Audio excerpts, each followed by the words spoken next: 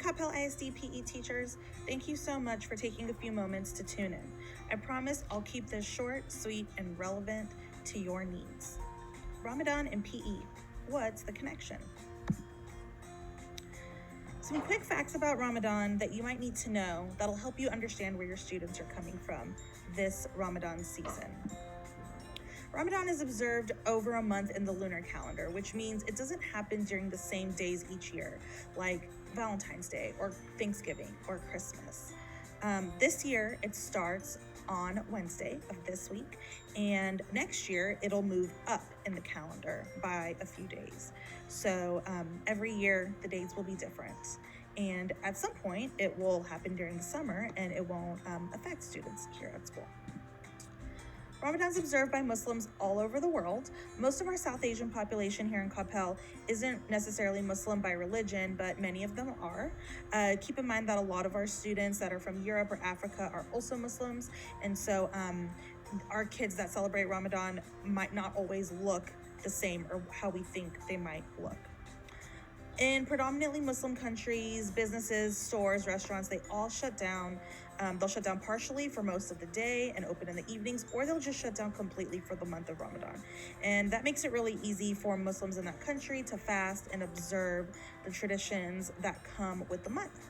However, we don't do that here in the United States, and so that does make it a lot harder for the Muslim population to kind of observe and fast during Ramadan when the world is basically functioning as normal around them. So let's talk about fasting and how that relates to PE and instruction. So during Ramadan, Muslims of a certain age will fast from sun up to sun down. That means absolutely no food, no snacks, no water, and even no saliva. Even kind of like getting some saliva going in your mouth to swallow, like that's also forbidden. Not to say people don't do that, but it is pretty strict. For the fast to truly count, Muslims should be eating a full meal before the sun comes up in the morning and break their fast as soon as the sun sets. So, your students that might be fasting aren't necessarily, running on an empty stomach from, let's say 7 or 8 p.m. the night before. They should have eaten that morning. However, they might be waking up and eating at 4 in the morning and then going back to sleep until 7 and then waking up. So just keep that in mind. There's no hard and fast rule really about the age, but a lot of families began having their children participate in the fast around 8 years old. I notice, at least my years here, it's a lot of like third graders. Sometimes there's kind of a transition year in third grade where they try half day. But really it's mostly upper elementary and then our kids in middle school and high school that will participate. So what is the connection I'm trying to make here? So, our Muslim students don't really have the opportunity to be off from school or really, even be off from PE during the month of Ramadan. So when we ask them to complete some typical PE tasks, it can be really grueling because they don't have that opportunity to take a water break or eat a snack later that day or, kind of refuel from all that physical activity. So I don't want to say here that we need these students that are fasting to sit out from PE for a month. I don't think that's practical, and I just don't think that's necessary. We don't want them to feel ostracized or singled out either, but we do need to consider possibly making some adjustments to the curriculum for our students. So this is the ask. If you notice a student not putting forth the effort that they typically do during the year, please feel free to have a conversation with them, be open to listening, see if they'll tell you something about fasting. You definitely don't need to probe or pry, and you definitely don't need to ask students if they are Muslims, if they are fasting for Ramadan. You don't have to ask that. You don't have to ask the whole class, raise your hand if you are, or come talk to me.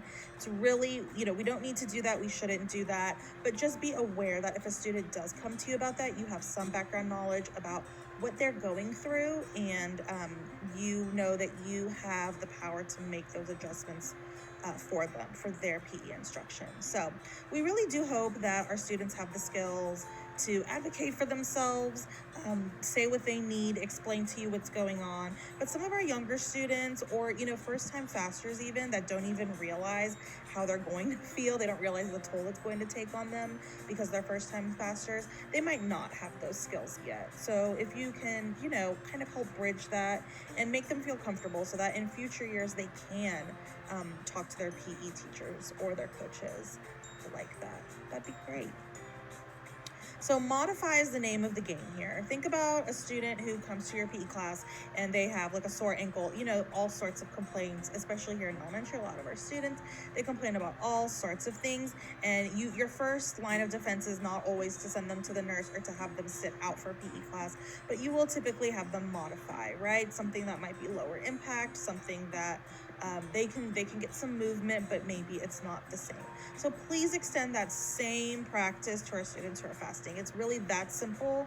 They won't feel singled out. They won't feel the need to sit out. They can just do something a little different while still participating and feeling like they're a part of the group. If you have more questions about modifying or reducing tasks for your students, you can ask Jen Matthews. She has graciously offered herself as a resource for modifying, reducing all of those things. So just a few logistics things. Here in CISD, we do accept parent notes for modified and reduced PE instruction, but please realize that we might not get notes from all of our parents. They might not know that they could write the notes. They might not think to do it. So we just need to be aware that there are kids that may be fasting, and we should not put them in situations that could be dangerous. In short, we do what's best for kids. The last thing I want to share with you, this is just if you want to know more about Ramadan, not necessarily how it relates to our kids while they're in school or during PE, just in general, if you're curious and you would like to know just like adult to adult, give me the skinny on Ramadan, not the whole religious background, but just what does it look like? How does it affect my colleagues? How does it affect my friends around me? I highly recommend this Twitter thread by Arij Abuli. It's a 5-minute read. She's got, it's a list of 21 things, a sentence or two each. And I think it's a really good read. I myself read it every year before Ramadan so that I can be more sensitive to those around me who are fasting. You can find her Twitter tag and try to find it. The thread is from 2021, or you can scan this QR code and it will take you right to it.